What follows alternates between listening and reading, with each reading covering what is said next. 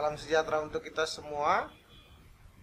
Saat ini kita akan melanjutkan kuliah kita, kuliah rekayasa perangkat lunak dengan topik software proses dan subtopik agile proses.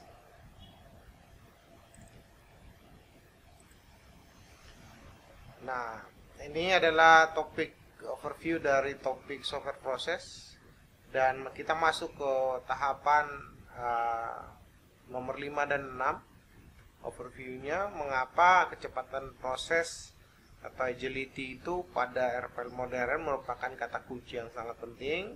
Apa yang dimaksud dengan RPL yang agile dan bagaimana proses RPL yang cepat ini berbeda dengan model proses tradisional.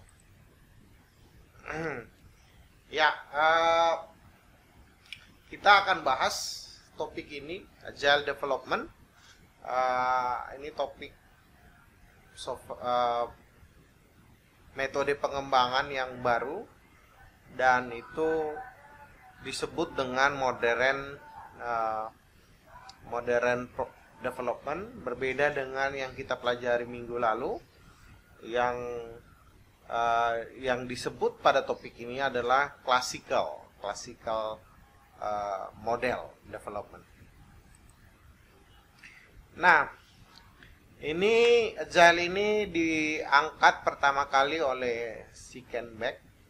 Ini orangnya dari University of Oregon.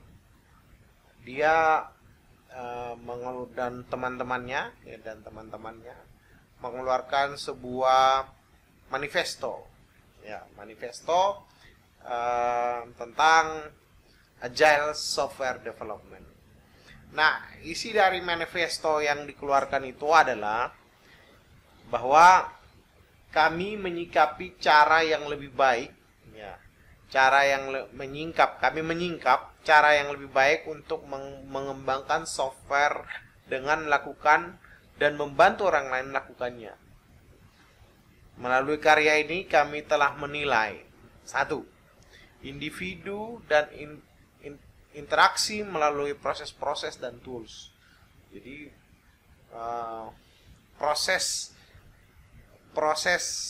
pengembangannya ini melalui interaksi langsung antar individu dan melalui proses-proses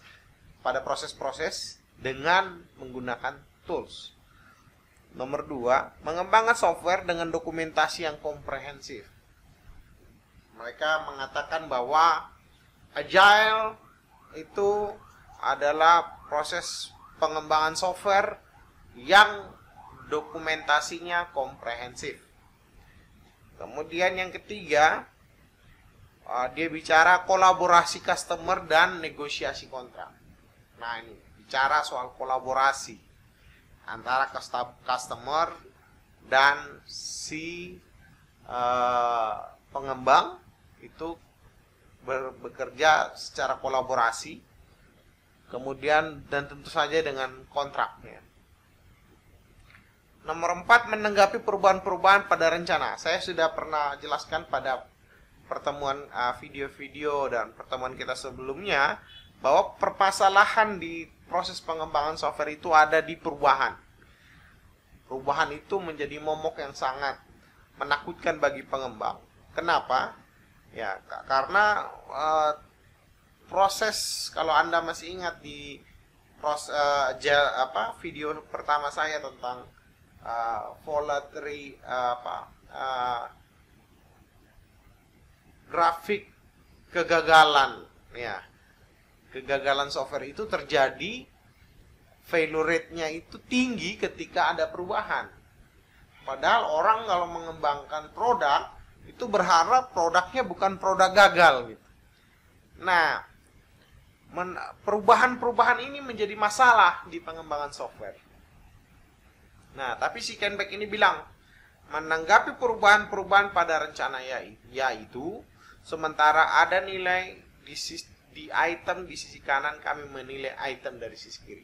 Jadi ada cara dia untuk menyelesaikan perubahan-perubahan pada rencana. Rencana itu proses komunikasi di apa ya, komunikasi dan planning di classical software development. Apa itu agile?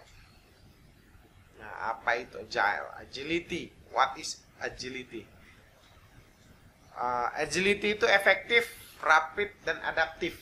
Ya, ini menurut, tentu saja masih menurut manifesto tadi. Efektif itu rapid, dan adaptif. Sekarang kita lagi apa ya? Rapid test. Nah, rapid test, tesnya cepat untuk mengetahui seorang itu sudah terkena COVID atau tidak, itu menggunakan rapid test. Nah, inilah yang disebut efektif, cepat, dan adaptif. Jadi bukan hanya rapid, tapi bisa beradaptasi. Nah, proses pengembangan software yang bisa beradaptasi. Ya. Respond to change. Ini. Tadi permasalahan pengembangan itu paling banyak permasalahannya ada di perubahan. Perubahan rencana kita mengembangkan software modelnya begini-begini, tapi di tengah jalan berubah jadi begini, dan seterusnya.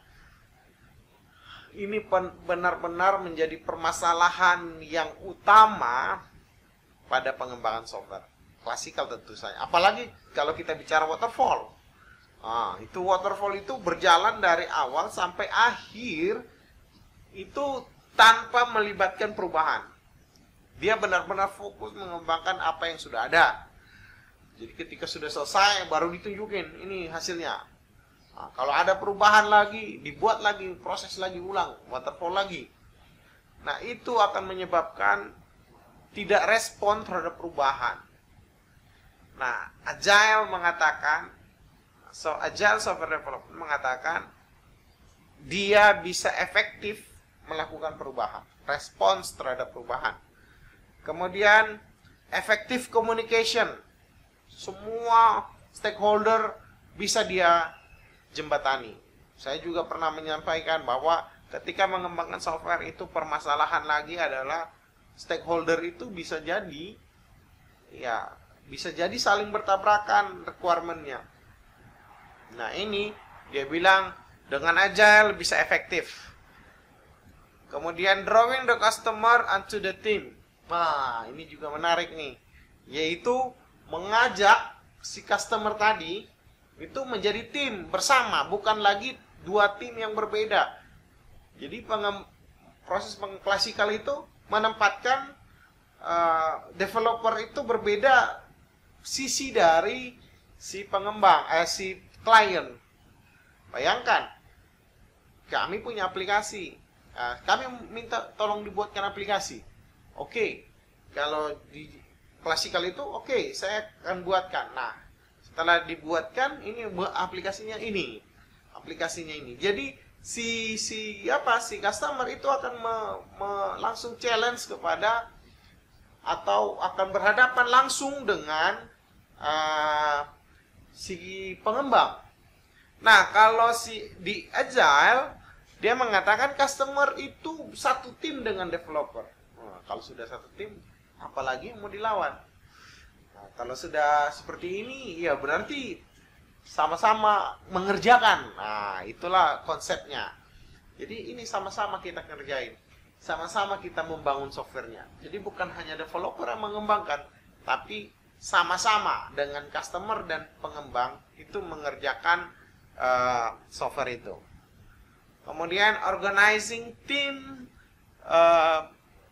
so that it's control the work perform. Jadi bisa timnya itu diorganisasi sedemikian sehingga proses pengontrolan kepada pengembangan software itu menjadi lebih menarik. Nah, ini dia bilang rapid incremental delivery of software. Jadi dengan konsep tadi, dengan konsep yang manifesto tadi, maka diharapkan software yang dihasilkan itu bisa dihasilkan dengan cepat. Prosesnya dihasilkan dengan cepat, rapid. Nah, inilah konsep agile.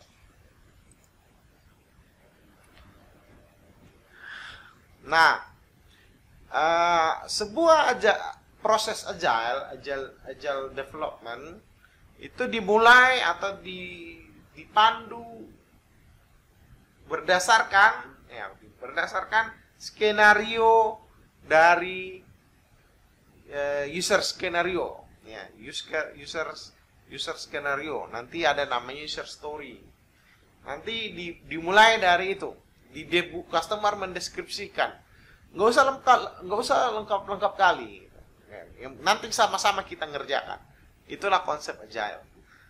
Jadi berbeda dengan konsep klasik yang menempatkan customer itu sebagai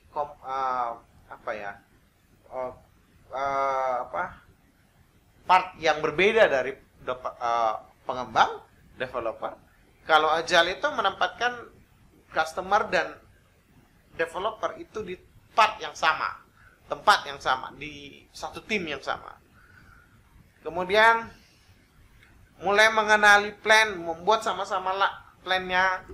Kemudian development software is iteratif. Ya, bahkan ada yang gini. Bahkan ada yang pair, ada istilah pair ya, pair itu maksudnya gini. Misalnya saya punya klien dari Pemkap. Lalu saya juga mengembangkan metode agile. Nah, Pemkap akan memberikan satu orang yang akan mengembangkan, misalnya kami mengerjakan modul keuangan gitu. Dan saya ditempatkan sebagai programming di situ. Jadi saya akan berpasangan langsung dengan satu orang yang dari Pemkap itu untuk mengerjakan bersama.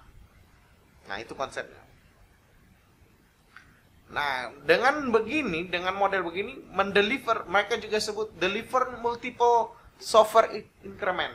Nah, masih ingat incremental kemarin, bahwa itu bagian-bagian, ini multiple increment, multiple block, multiple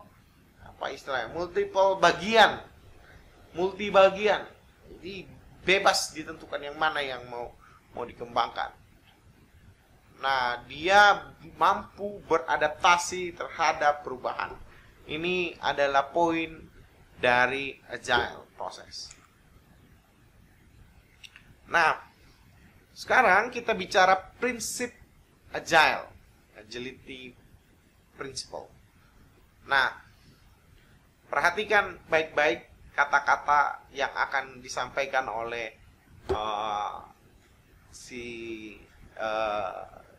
Ken Beck dengan teman-teman sebagai pelopor agile process. Prioritas utama kami adalah satisfy the customer. Prioritas utama agile process itu adalah kepuasan pelanggan. Dan proses yang cepat, continuous delivery. Jadi kalau yang tadi klasikal itu menunggu proses sampai di proses terakhir baru dihasilkan, ini enggak. Ini benar-benar software itu dipecah-pecah sehingga apa yang dihasilkan segera dapat ditunjukkan. Wah, ini menarik. Tadi kemarin dikatakan proses pengembangan waterfall itu dan dan evolusi itu tunggu sampai selesai baru bisa ditunjukkan. Kalau ini belum selesai pun ditunjukkan. Siapa tahu, niatnya begini. Siapa tahu ketika menunjukkan mereka bisa tahu apa yang kebutuhan mereka. Jadi ketika di tengah jalan tahu apa yang berubah, apa yang salah, apa yang bermasalah dengan software itu, langsung bisa diatasi. Nah, ini namanya agile. Dan ini continuous delivery. Jadi maju terus. Ya. Kemudian tak ada masalah dengan changing requirement. Ini menarik. Permasalahan kita adalah selain changing, yaitu changing requirement. Perubahan requirement. Tadinya dia bilang, saya tolong buatkan fitur A. Sekarang fitur A itu dimodifikasi lagi. Salah. Ini bukan begini hitungannya. Ini begini hitungannya.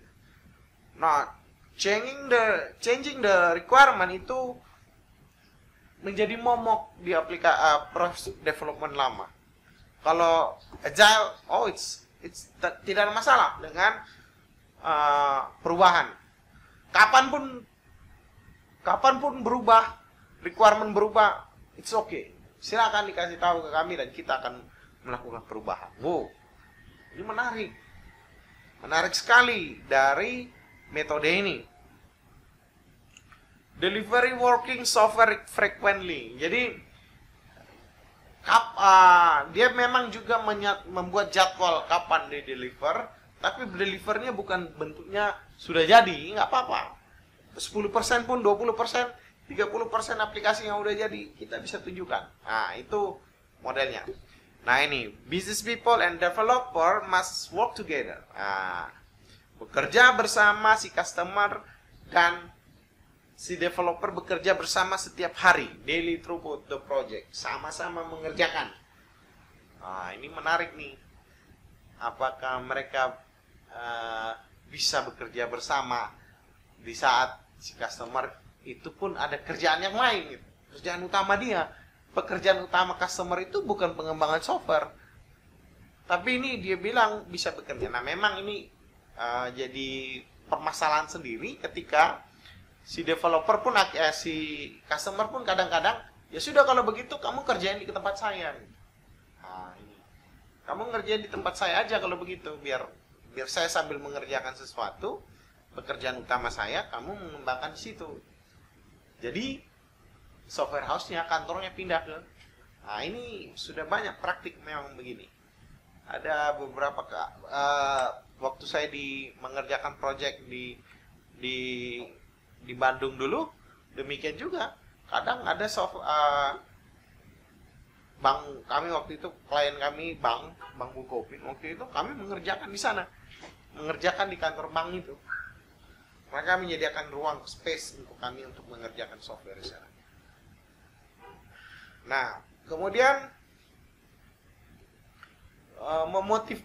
dengan bekerja seperti itu, memotivasi individunya, ya, trust dan seterusnya sampai pekerjaan itu selesai, efektif. Dengan begitu dia bilang most efficient effective method, ya, face to face conversation. Jadi bebas, tidak perlu ada meeting, ketemu langsung kapanpun dibutuhkan, minta dikasih.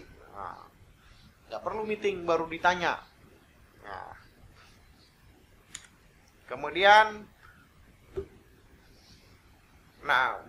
bagaimana mengembangkan software dengan ukuran-ukuran tertentu. Jadi diaturlah supaya metode ini bisa pengukuran terhadap project itu bisa dilakukan. Ini memang susah, ya, memang susah untuk dilakukan ketika measurement itu tidak jelas. Software ini udah selesai kapan, di mana, kapan waktunya. Bukan hanya itu, apa yang dimaksud dengan selesai dari software itu. Nah, apakah software ini sudah sesuai dengan kebutuhan itu, rumusnya bagaimana, itu memang masih lumayan susah ketika requirement itu tidak jelas, tidak detail. Makanya nanti kita mulai belajar dengan diagram-diagram. Kenapa pakai diagram-diagram? Supaya requirement itu bentuknya spesifik. Ya, saya pernah menjelaskan tahun lalu kalau nggak salah, saya pernah menjelaskan begini. Ketika kita bangun rumah, ukuran pekerjaan rumah, misalnya bangun rumah itu udah oke, itu saya akan bayar ketika rumah itu berdiri dengan atapnya seng, kemudian temboknya warna catnya biru, kemudian ada 5 kamar di dalam, rantai keramiknya rapi. Nah, rapi itu kalau dibilang rapi itu pun tidak jelas. Rapi ini maksudnya apa? Apakah keramik-keramiknya berjarak berapa senti? Nah, itulah detail dari requirement. Namanya requirement specification. Nah, kalau di bangunan memang lebih jelas ya, kita bisa lihat langsung gitu. Kalau di software, itu harus melakukan proses testing. Testing pun ada yang testing bukan testing fungsi, testing hanya dilakukan terhadap stressing test dan lain-lain. Kalau testing fungsi, ya berarti Itu semua software didalami benar-benar, dan itu makan waktu yang besar. Agile process promote sustainable development. Ya, sustain development. Continuous attention, simplicity, kemudian ya, ini simple ini jadi ide yang menarik. Ya, ide yang menarik. Kenapa? Karena klasikal itu termasuk yang rumit. Ya. Rumit, walaupun gambarnya cuma 5 deretan, ada communication planning. Itu lumayan susah itu ketika dalamnya itu seberapa dalam kita nggak tahu. Banyak. Makanya si Agile ini mengatakan udah nggak usah terlalu di bagian itu, nggak usah terlalu detail, kita bebas saja. Ini Agile. Yang penting tadi dia bilang customernya puas, prosesnya cepat, kemudian poin-poin dari software development, kelemahan-kelemahan klasikal itu semua dijawab dengan prinsip ini gitu. Deliver working software frequently gitu. Ya, kita mendeliver software itu secara frekuen, secara terjadwal. Berbeda dengan yang tadi, yang klasikal itu. Ya, bulan 3 harus selesai. Bulan 3 harus selesai. Padahal software requirement-nya belum jelas, spesifikasinya belum jelas, dan seterusnya.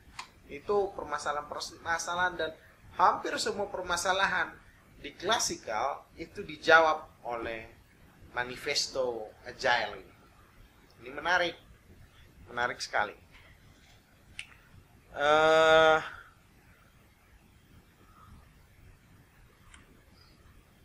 Nah, kemudian dia mengatakan, tapi permasalahannya adalah pada human factor. Apa itu human factor? The process model to the need the people and the team, not the other way around. Semua tergantung manusianya memang. Nah, kompetensinya, kolaborasinya, itu semua yang berpengaruh terhadap pengembangan software. Maksudnya apa? Terhadap individunya. Individu yang ada di dalam tim Agile itu harus orang yang berkompetensi, fokus, kolaborasi, bisa berkolaborasi. Anda perhatikan ini, berkolaborasi. Jadi Anda benar-benar harus bisa beradaptasi, bisa berkolaborasi, bisa mengambil keputusan. Ini adalah ciri-ciri orang-orang yang nanti bisa bekerja di Agile. Kalau Anda tidak berkompetensi, Anda akan tergilas di metode Agile ini. Apa maksudnya tergilas? Bayangkan ketika orang bekerja dengan cepat dan Anda lambat, gitu ya. Ya, sama kayak mesin. Mesin itu ketika ada satu bagian yang rusak, ya, mesin itu tidak jalan. Kenapa? Karena itu kerjasamanya itu dibutuhkan sangat kuat. Gitu. Memangnya di klasikal gimana? Kalau di klasikal itu benar-benar individu itu tidak terlalu kelihatan. Yang kelihatan adalah tim. Kalau Agile ini semakin membutuhkan orang-orang yang sangat baik dan bisa berkolaborasi. Nah, kalau Anda nanti bermasalah di bagian ini, memang akan sulit berhadapan dengan masuk ke dalam metode Agile. Nah, pertanyaannya sekarang, apakah Agile Software Development bertentangan dengan Classical Software Development? Nanti kita akan bahas ini di ruang di Zoom aja ya. Kita akan ketemu, kita akan bahas ini. Nah, saya mau bahas sedikit tentang metode-metode atau model-model di Agile. Ada namanya extreme programming. Ya, nomor satu namanya extreme programming. Ini benar-benar dipropos oleh Ken Beck yang tadi, bapaknya Agile tadi, si pelopor tadi. Dia sebut tahapannya namanya XP planning, extreme programming ya. XP itu bukan Windows XP tapi extreme programming, extreme planning. Wow, ini tahapannya ya. Saya pernah ingatkan bahwa di week kemarin ya, kita bicara soal teknik requirement itu kenapa masuk ke tahap ke engineering harus punya tahapan dan seterusnya. Nah, ini adalah tahapan di extreme programming. XP planning. Nah, begin with the creation of user story. Dimulai dari membuat user story. Nah, user story, cerita-cerita tentang cerita tentang kebutuhan pelanggan itu diceritakan aja dalam bentuk deskripsi. Lalu Agile team ini orang-orang yang mengerjakan Agile, developernya, akses terhadap semua user story. Kamu ceritakan dulu di situ di user story.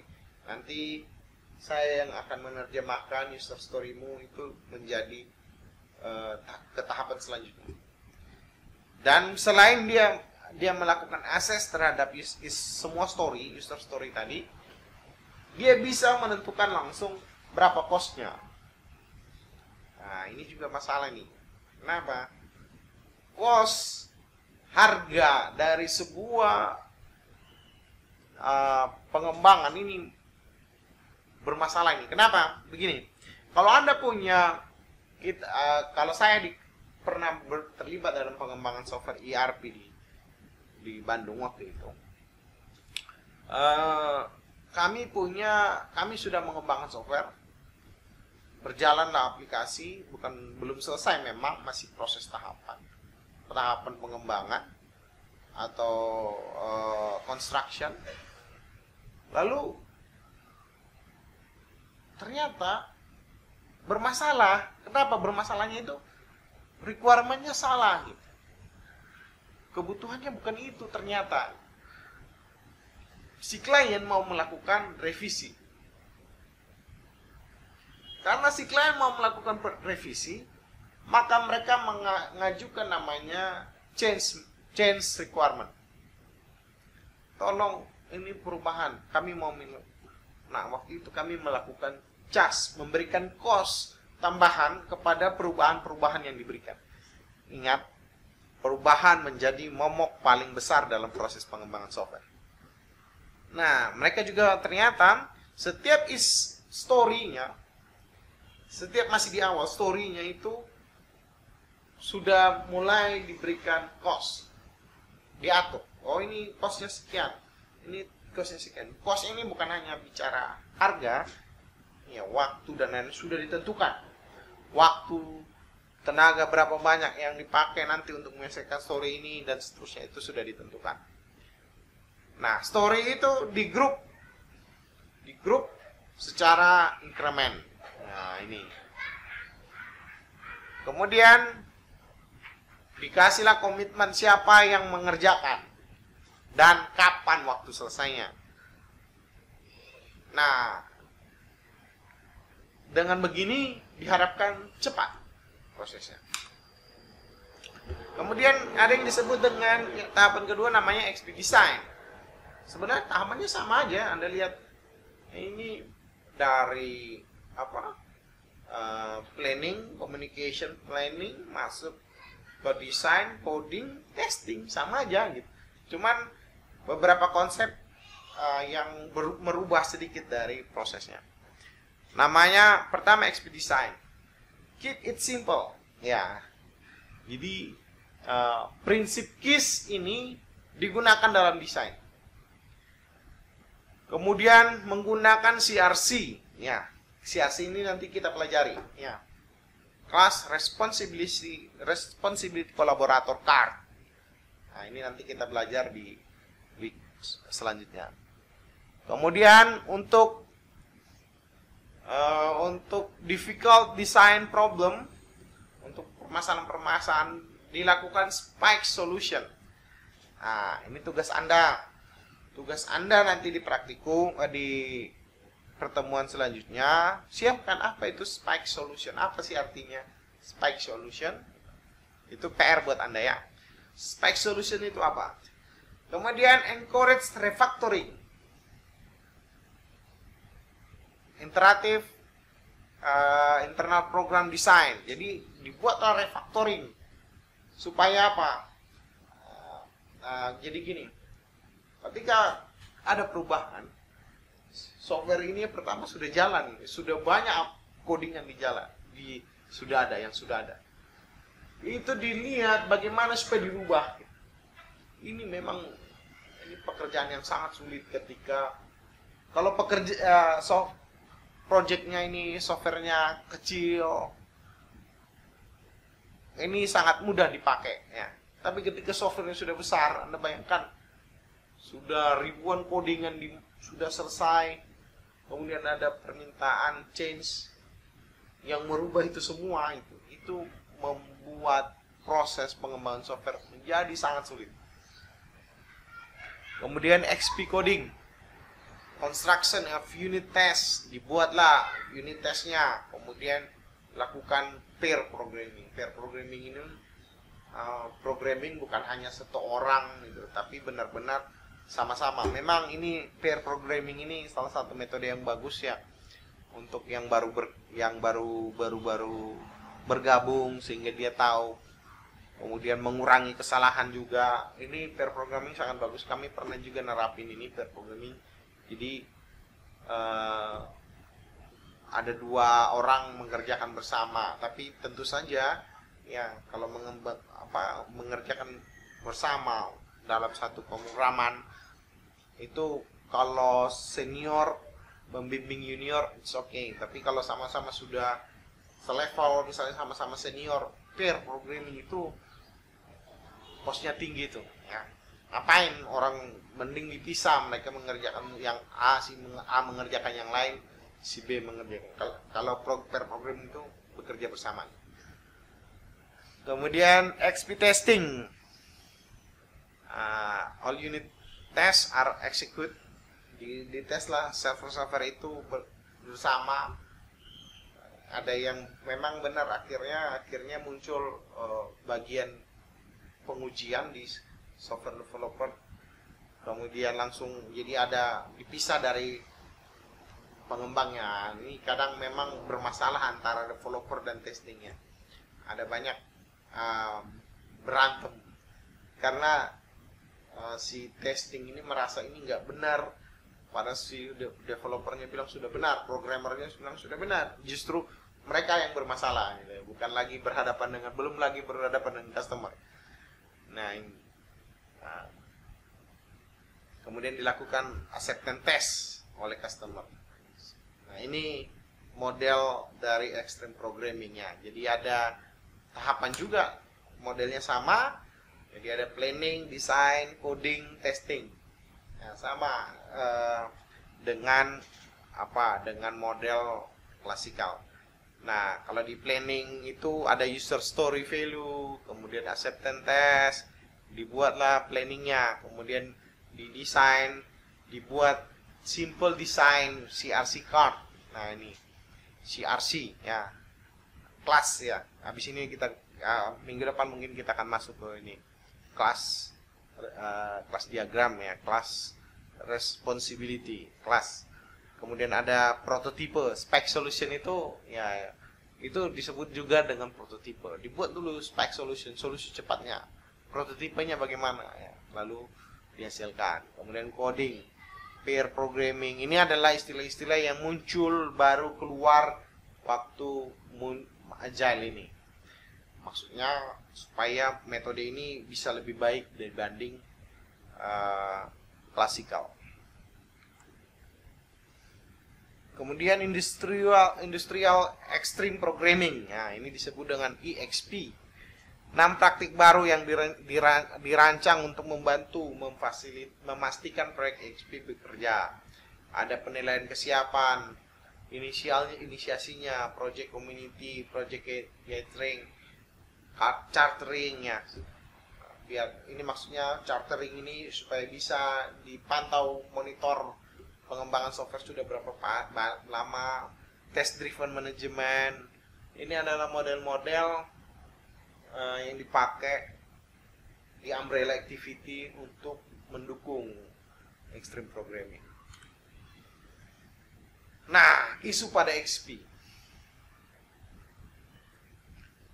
Requirement volatile ya. Requirementnya bermasalah di sini. Tadi dia berpikir, dia menyatakan bahwa si Kenbeck tadi menyatakan bahwa sekarang kita sudah satu tim. Justru satu tim itu bermasalah gitu. Kenapa? Karena requirement-nya ini jadinya rentan gitu. Requirement itu muncul bagus ketika banyak orang yang terlibat di dalam.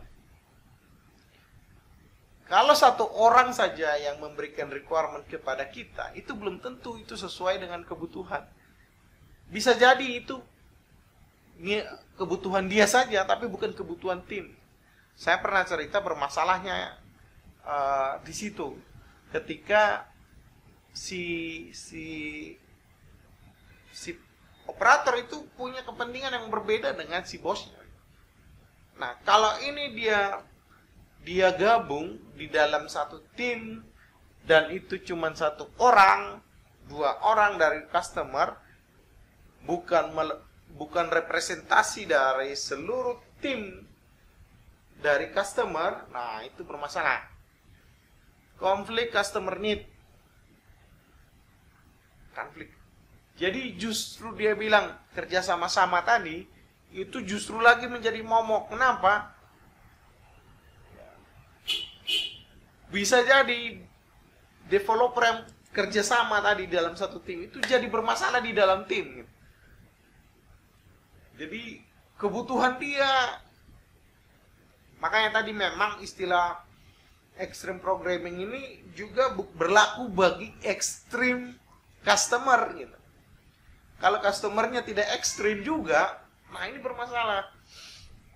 Jadi kita benar-benar berhadapan, berharap pada satu orang yang tahu segalanya di dalam sebuah pada customer tersebut.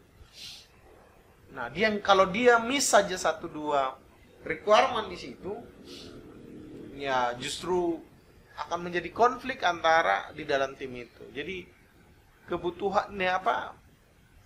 Kepentingan masing-masing customer itu harus dijembatani.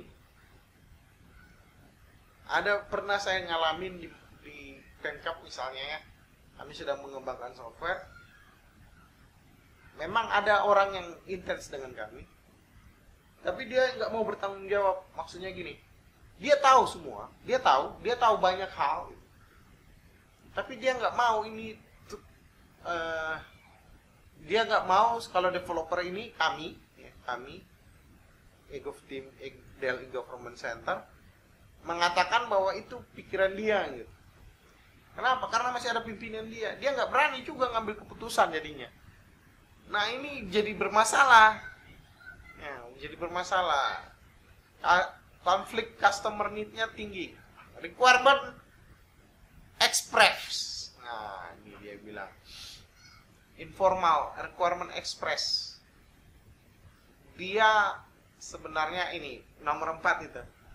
Lack of formal design. Permasalahan dia itu untuk agile itu bermasalah di formal desainnya bermasalah. Saya tadi jelaskan ketika programming itu banyak, modulnya banyak, besar aplikasi yang mau dibangun, perubahan itu merusak semua. Jadi benar-benar requirement itu harus matang. Kalau requirement-nya hanya melibatkan 1-2 orang dalam tim, diajak masuk ke dalam tim, lebih rawan. Justru rawan terhadap permasalahan di Agile. Jadi memang Agile bagus, ada hal-hal yang bagus yang bisa dipakai untuk software development, tapi ada hal-hal yang justru menjadi permasalahan untuk pengembangan software. Ya, mungkin ini menarik ketika saya mengatakan kalau kita mau bilang extreme programming itu semua ekstrim, mungkin perlu juga ditambah extreme customer. Jadi customernya juga jago dalam menjelaskan requirement-nya. Nah, untuk other agile proses akan saya sambung di video berikutnya. Pastikan nanti video ini Anda tonton sehingga bisa menjawab kebutuhan materi kita tentang agile proses. Saya langsung ke bagian terakhir karena ini slide untuk 2 sesi, nanti saya akan potong. Mungkin itu saja pertemuan kita kali ini. Selamat siang.